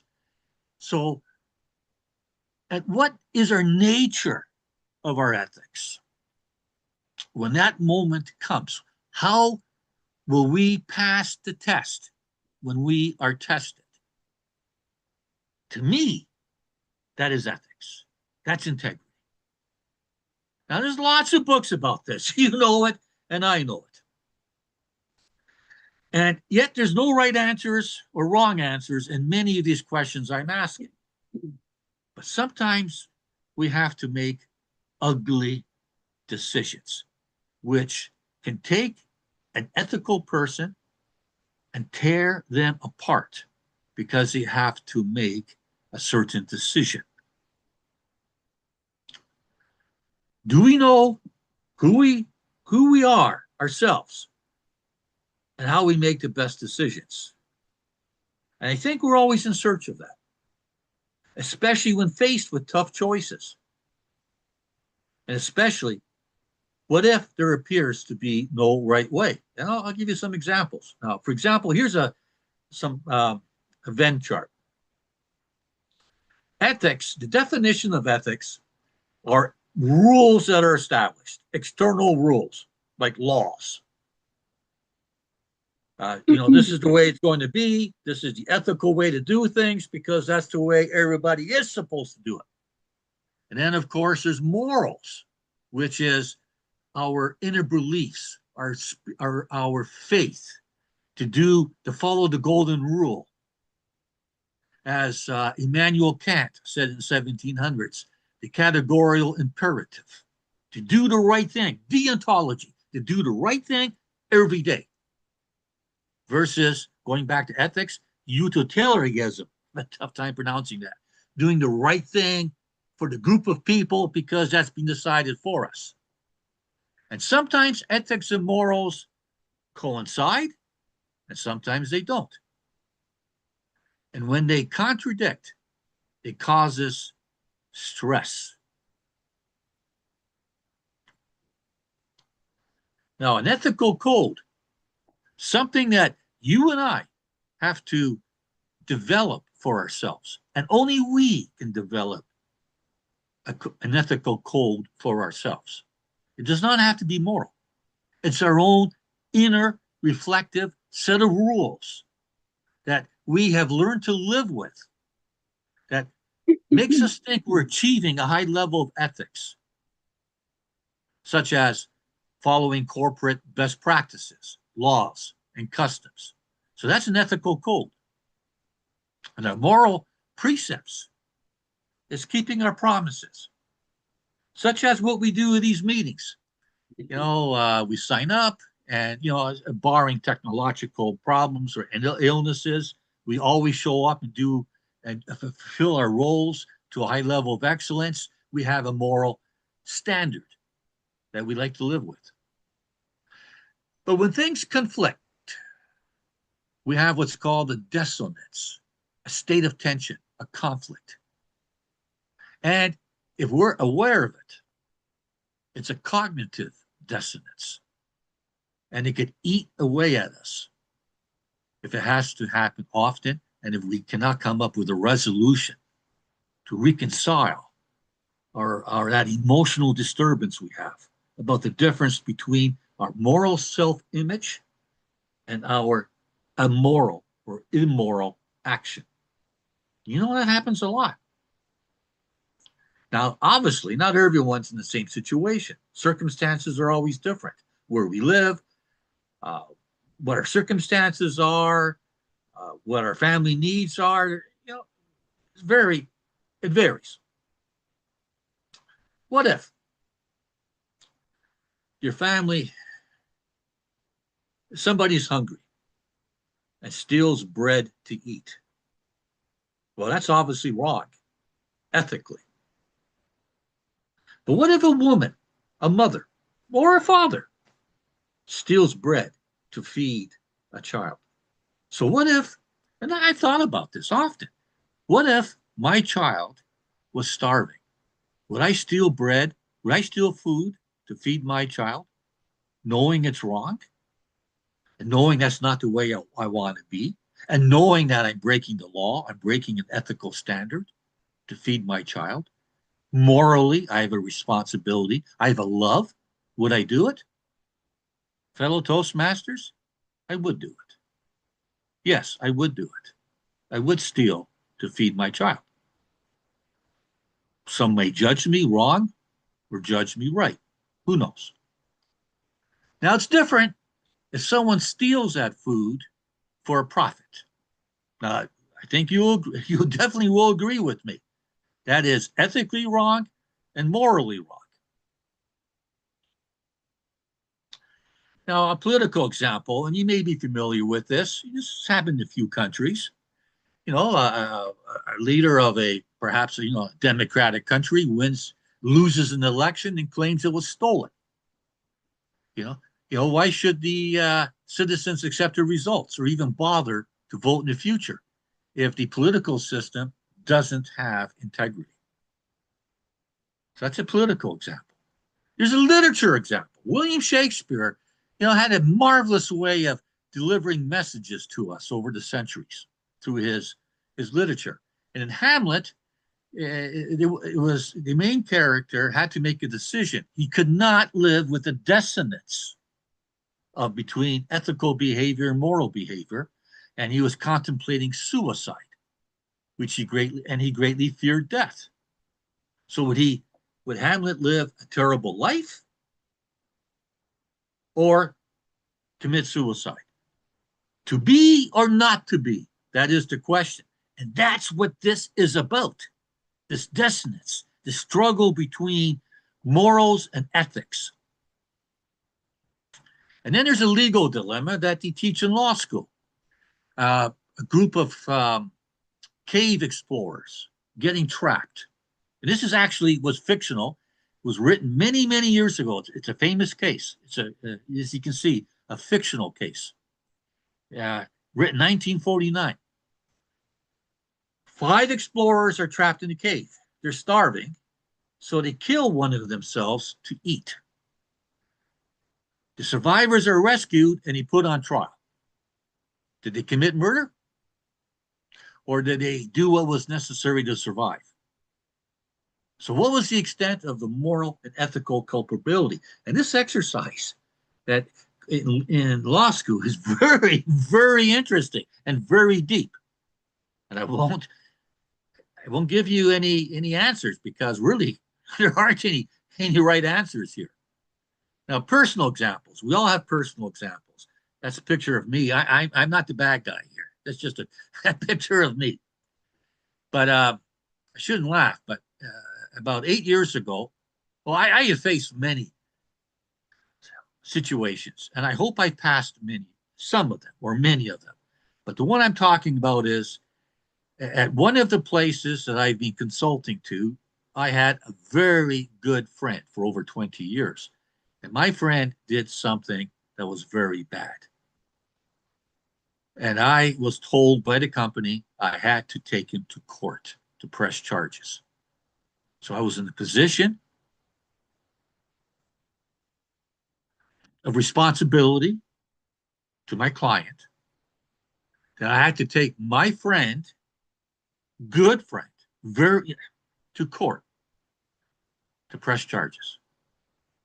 Now, I can give you that answer. I did do so. I did. I made that decision. And I think I'm still suffering from that in a way because I'm a human being.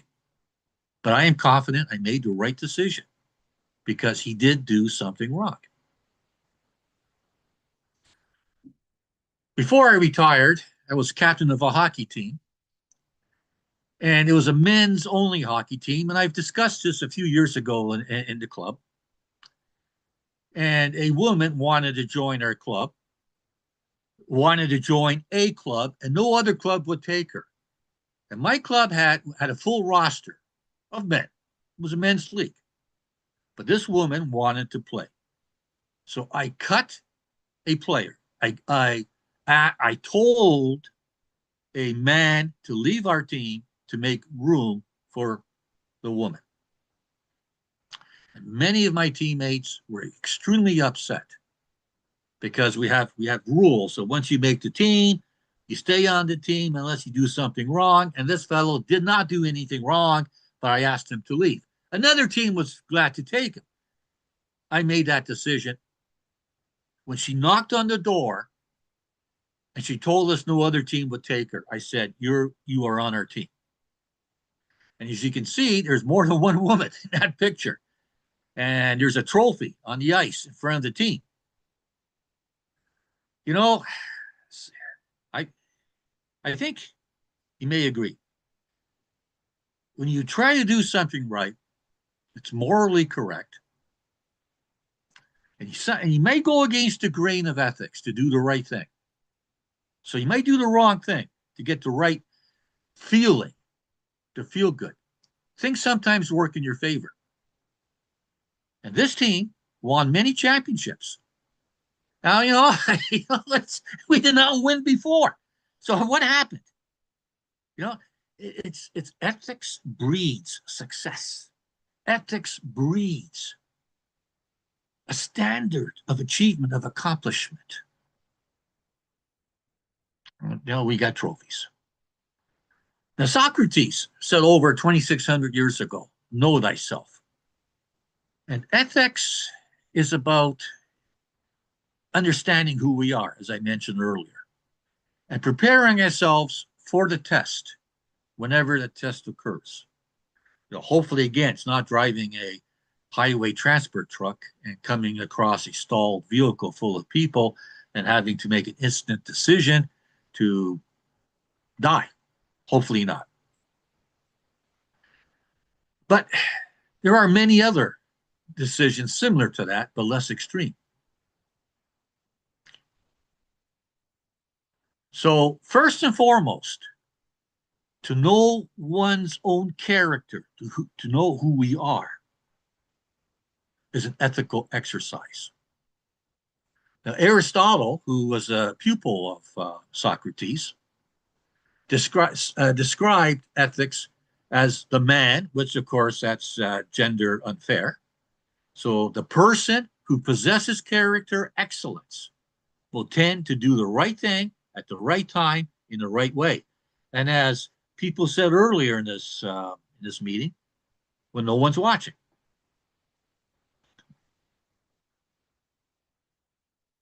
So how do we become? How do we start, if we're not already, how do we become reflective to improve ourselves?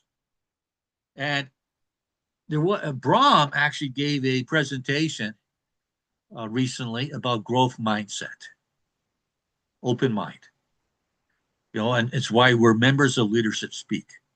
I can improve my skills with effort and practice. Some of us have been Toastmasters for a long time. Some of us haven't. But we all have been living a long time. So we all have our experiences, our stories, our challenges. Another comment, I appreciate when others give me feedback to help me learn and grow. That's part of a growth mindset. And aren't we good at giving feedback? We just heard our general evaluator and her evaluators give feedback. I know that I can improve. That's a great growth mindset. And these are not mistakes, but lessons learned. Doesn't that sound better? And really importantly, I celebrate the small steps. And fellow Toastmasters, don't we celebrate the small steps? Sure, we celebrate the small steps. They're important to us. So it's not just one thing. As you know, it's many things that add and build and grow towards a growth mindset. So that we can have an internal reflective ethics within ourselves that helps us establish our own standards of excellence, because it's an integral part of self-driven leadership.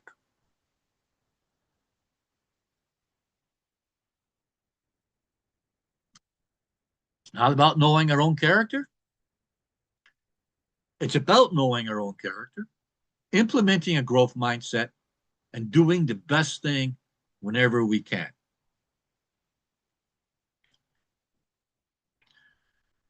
For a better world, for a better you and a better me. And if we can come to terms by knowing who we are and being able to live with that, with a high standard of our own ethics, there's less stress. We're able to defeat that dissonance that I talked about earlier. Thank you, and happy decisions. Back to you, Toastmaster of the Day.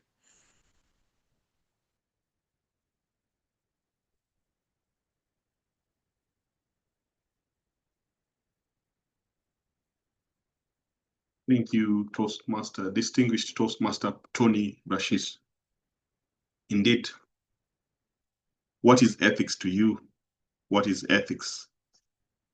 And I like how you have shown us, or you've taken us on a journey of ethical leadership. I hope at this point you have a clue about what ethical leadership is. And to help us think further about that, I would invite the thought of the day by Guerdah Schla. Guerdah Schla.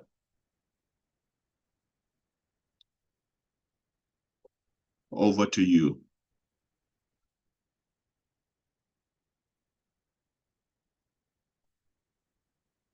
Guerdah, you are unmuted. You are muted. Please unmute.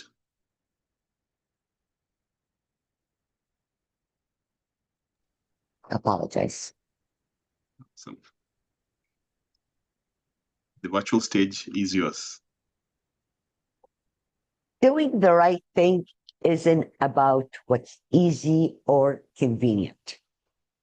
It's about adhering a strong moral principles and value, even when it's difficult. Mahatma Gandhi, a renowned ethical leader, he earned trust, respect through his integrity, humanity, and devotion to nonviolence.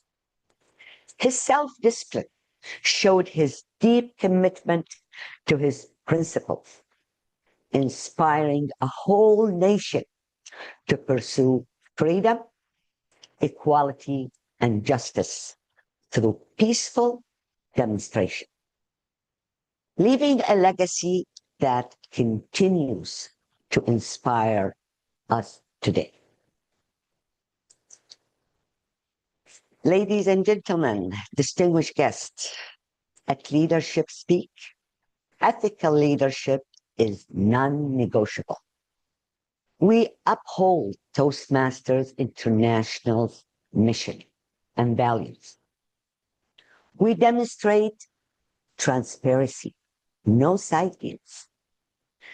We demonstrate integrity, service, and excellence and respect in every decision, every interaction, in every role we take.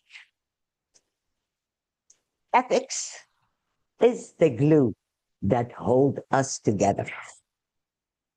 We are like that ethical, wise lady, as one of our leaders said. With our Probity, we earned the title of the best club globally.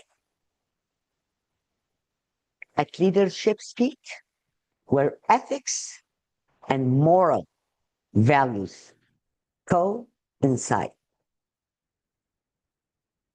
Back to you, Toastmaster of the Day.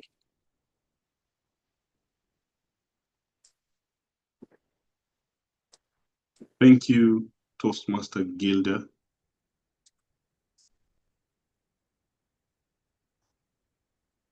I would like to invite the President, Toastmaster Holmes, Teng, to make his remarks. Toastmaster Holmes, over to you. Thank you so much, Terrence. A great thanks to Tony, who stepped out on a short notice to deliver the keynote address today. I'd like to spend some time to interact with the most important people in the room, guests. I'm looking at the guest book, and I'll start with guests who have registered on the guest book. Camel Ali, are you available to speak? Yes, I am. Hello, hello. Hi. Let me add you to the spotlight. Welcome. How do you find the meeting today? It was interesting. It was great. Great experience, great formatting here, great opportunity to hear all the leaders speak and at such a higher level that I'm accustomed to. And also the evaluation and all the way the meeting was, the agenda was set up, the flow. It was quite interesting, the experience. So yeah, thank you for having me. Awesome. You indicated that you are interested to join the club. Can I check if you have completed your level 3? No, I have not. Are you currently already on Pathways? I am on Pathways. So I have been a member many years ago where I did the CC manual. I had completed CC manual. And then I took a break and then I started Pathways. So I've recently started a dynamic leadership. I'm into level 2. Okay. At Leadership Speak as an advanced club, we do have a requirement that all members, when they join, they need to complete level 3. We Okay. welcome you. After you complete level 3, please contact us again. We'll send you the application. We'll have a chat with you to see how leadership speak might be of service to you. Is that okay? That sounds right. Perfect. Awesome. Thank you so much, Camille. We're Thank waiting you. for you. Thank Holmes, you. a very quick question here for Camille before she goes is you've indicated that you're from District 86, right? And Yes. Amar has recommended, is it Amar Sandhu from Comfortably Yes. Speaking? Are you with Yeah, yeah. Comfortably Speaking? Yeah, I am. Yeah. Amar is a good friend, and we would love to welcome you, of course. If he's recommended you to be here, that's a great thing. So we'll Yes. talk to you soon. Thank you. Yes. Thank you. Yeah. He Over to told you, me I Holmes. can. He told me I Yeah. can attend as a guest to take a look. Absolutely, you can. And you can attend as many times as you like until you've done your level 3, all right? Yeah. So she wants me to build my momentum, build my confidence to get Sure. into the speaking habit to complete all my Okay, speeches because I'm lacking. good. So just the last question in that case, have you been in District 86 all the time, or you were in other districts before you joined District No, 86? I was always in District 86. Okay, perfect. Well, I'll connect with you, Holmes, if you don't mind. I'll connect with her, being familiar with the... All right. Over to you, Holmes. I'm done. Okay. Thank Thank you you very so much. much. Thanks. Thanks, Camille. Thank you, Camille. Thank you, Bram. CJ, Colinius John, are you available to speak?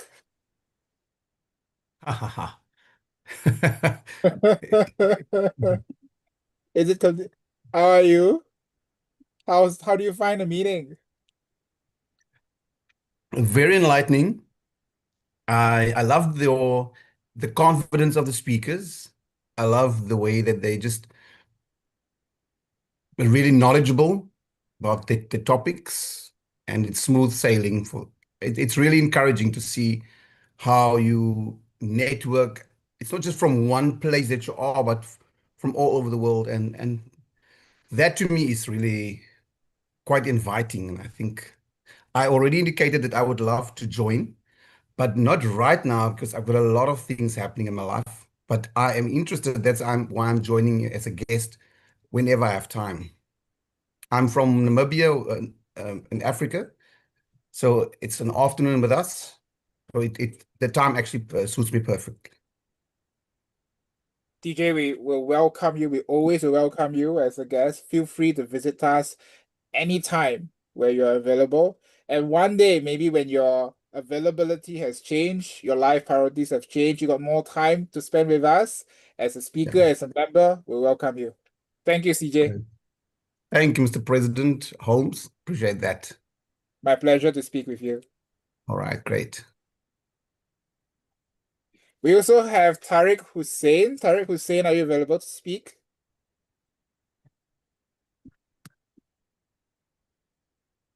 I'll go on to other guests. Rose Odundo, are you available to speak? Yes, I'm able to speak, though I'm Yeah, not thank you able very to much, show my Holmes. mic. I'm not able to put on my I video, if have that's okay. actually I have Sorry, I think we have two people speaking at the same time. Let me speak with Rose first, maybe. Rose, how do you find the meeting? Oh, thank you very much. Rose is a past member. She's looking to renew soon. Ah, thank you, Bram. Yes, Yes. yes, thank you, Bram. Thank You're you. welcome, Rose. We're looking Thank you. forward to you rejoining soon. Yes, now as a director, I'm fairly busy, but I'm working on it. Thank you. Looking forward, Rose. We'll connect with Thank you you. again. Thank you so much, Rose. Thank you so much. Was it Tariq who was speaking? Nope. I will move on. We have Leya Wende. Hope I'm pronouncing your name correctly. Are you available to speak?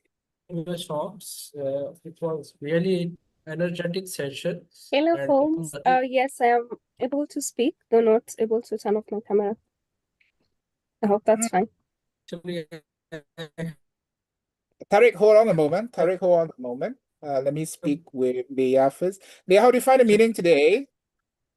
I have network Is issue. the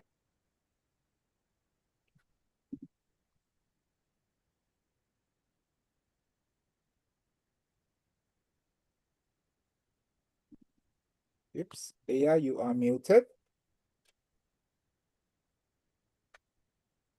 Leya? Hello, are Hey, you able to yes. hear me? Yes, I'm able to hear you now. All right, thank you. Sorry, I'm not able to turn off my video today. No worries, no worries. Oh, all right. How do you find the meeting I w- today? The meeting was very, very enlightening. I loved the theme of the meeting. I loved the speech. I was able to hear your speech. I missed, I think, the other speeches, and I loved the address from Tony, I think, and the toast of the day as well. I also liked the evaluations. They were very, very well done. The feedback was put in. It was all on a different level, and I'll definitely love to join. Though maybe not yet, because I joined Toastmasters this year and I'm still on my first level. But I'm looking forward to getting to level 3 and joining you. Thank you so much for having me and for the warm welcome from Guerdah, from yourself, and from Guerdah. I don't know if the pronunciation is correct. I really, really loved it. Thank you all so much. Thank you so much, Leya. As you continue with your Toastmasters pathway with your community club, we welcome you to continue to visit us. And when you have completed your level 3, let us know. Then we'll have a chat to see how the club may be of service to you to help you to grow. Thank you so much. Thank you, Holmes. I'll definitely be back as a guest. I really, really enjoyed the session. Thank you. Thank you. Let me go back to Tariq Hussein. Tariq Hussein, I noticed you were unmuted once or twice. Are you available to speak now? He has a message in the chat. He's unable to speak. Oh, thank you so much, Nico. Yeah. All right. With that, those are all the guests that I see in this meeting. I'd like to hand back to the Toastmasters of the day. Thank you, Mr. President. 2 things quickly. The first, you can see in the chat, there is a session being run by Bram on the 21st and the 22nd at 11:30 a.m. EST. That's New York or Toronto time. Let's plug in, let's attend, let's watch. And he has also posted the link to attend this meeting. You'll in that meeting, in that session, you will see Toastmaster Tony Brashish, who led or who delivered his keynote a few minutes ago, and distinguished Toastmaster Rosie Rana, flanking Toastmaster Bram Memon on the same event. Welcome, and make sure you plug in. PR Master, are the awards ready?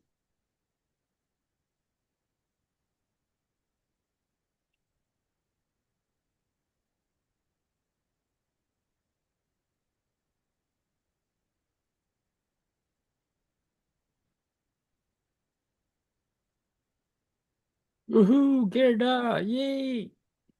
Congratulations, Guerdah. Congratulations, Vinod. Thank you. Yay! Awesome job, Vinod. Round of applause for both of you. Congratulations to Vinod and Guerdah Felix.